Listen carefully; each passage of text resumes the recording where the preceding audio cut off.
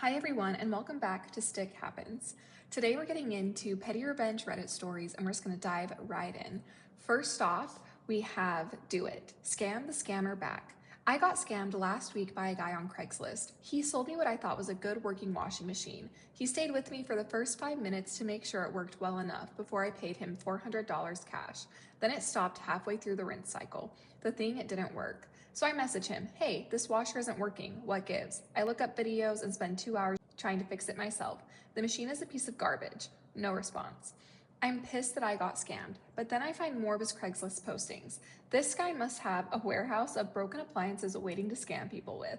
I sent him an email on one of my burner email accounts asking if he can deliver 2 hunky old dryers to me. I'll pay extra, he responds immediately. I tell him I'm about 40 miles away. Can he do it? Absolutely. I tell him to meet me in a lot at 3 p.m., peak rush hour. The next day goes by and he asks if we're still on. Yeah, 2:50 rolls along and he says he's almost there. I tell him I'm running late. I get an email around 3:10. Where are you? I tell him I'm so sorry. The traffic is terrible. I'm about 20 minutes out. 3:35. Almost here. I say I'm so sorry again.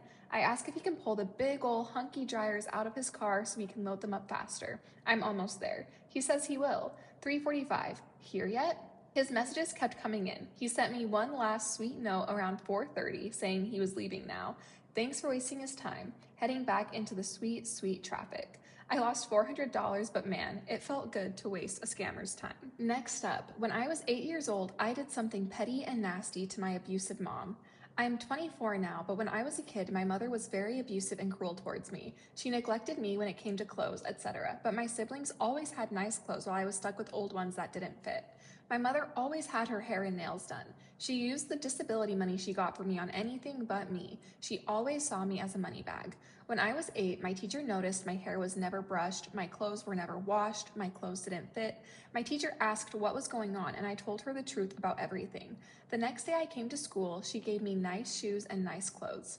My teacher's daughter had a charity for children's clothing, so I got a new name brand clothes and shoes, and my teacher gave me hair products and a nice brush. She did my hair for me.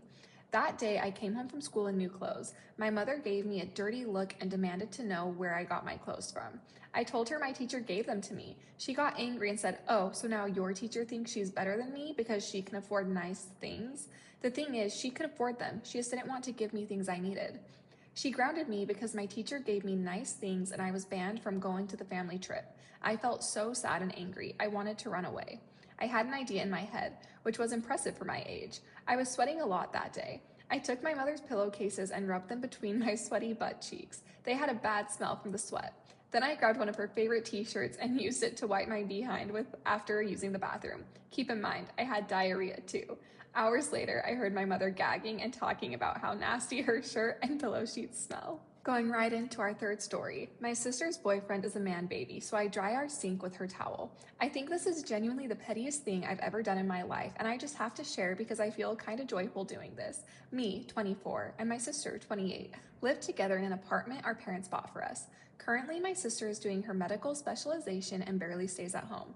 This is an important detail because ever since she started the specialization, I'm the only one doing all house chores.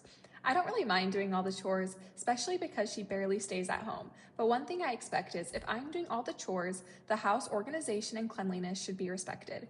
But here is the thing. My sister has a boyfriend at 27 who is a man baby. He sleeps in my apartment about 3 times a week, and every single time he uses the sink, he leaves every single inch of the countertop wet, and it pisses me off so much. Like, I genuinely don't know how he does not know how to use a sink, but every time I go to the bathroom after he uses it, the whole countertop is wet. How? And sometimes the floor is wet. How? Anyways, I tried the civic route and talked to my sister just to ask her to tell him to dry the countertop after he uses it. But for some reason, my sister used his ADHD as an excuse to why she won't talk to him about it because he will just forget. Well, since I'm already stressed enough, every time I see that wet countertop, I just get her towel and dry the sink and the floor with it. I won't bother getting a cleaning rag to dry it too because that's just too much work. Her towel is already there, so I might as well just use it. She doesn't know about it and would probably get pissed off if I told her. I just don't care. Like I said, I don't mind doing all the housework since she is always at the hospital, but I expected my work to be respected at the very least. Moving on to our final story. Teammates were annoying, so I made them the best brownies of their life. A few years ago, I was grouped with a couple of teammates on a group project. From the get-go, we were not clicking well. They were a type of people I can only describe as vegetarian idealists. Now, I don't mind that type of person generally, but it got to the point where the entire project took on a decidedly preachy tone and there was hardly any room for a different approach. They were constantly throwing little comments my way that made it clear they thought they were better than me. Like, I could never be okay with having a ham sandwich, and, well, you should have cycled today instead of coming with your car. This came to a head when they decided they wanted to go visit several farmers to talk about sustainable agriculture, something I felt was unnecessary and complicated research for the sake of basically going on a field trip. This would have taken multiple days out of our already packed schedule. So I refused to go. I told them I was fine with them going, but that I felt I was already more than pulling my weight on the project. I explained that I did not feel like spending my time on something that ultimately would not contribute to the project. To their credit, they were very understanding. They left the next week and in total spent around 3 full days of our final week on this. Because I stayed home, I got stuck with finishing the actual research while their excursions ultimately became a little more than a footnote in the final report. This did not sit right with me, but since the end was in sight, I did not feel like making a big deal out of it, so I let it go. Mostly. As we were finishing up the project, we decided to do a potluck and each bring something we made at home. Now this is where my plan started to hatch. I have a killer brownie recipe. They are incredibly moist and very flavorful, and I have honestly just been disappointed by any brownie since. So come the potluck, I brought a full tray of these brownies, and of course they loved it.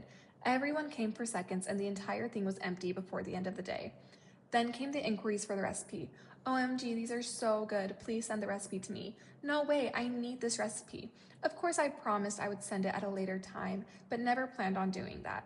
I kept coming up with excuses like, oh, I forgot, I'll send it tonight. Eventually, we finished the project, we got good grades, and went our separate ways. But even years later, I occasionally get a message from a group member asking for the recipe. I ignored them all. I feel satisfied knowing they will probably never have a brownie that was better than mine. Thanks for tuning in to today's video. Like and subscribe for more content, and we will see you in the next one.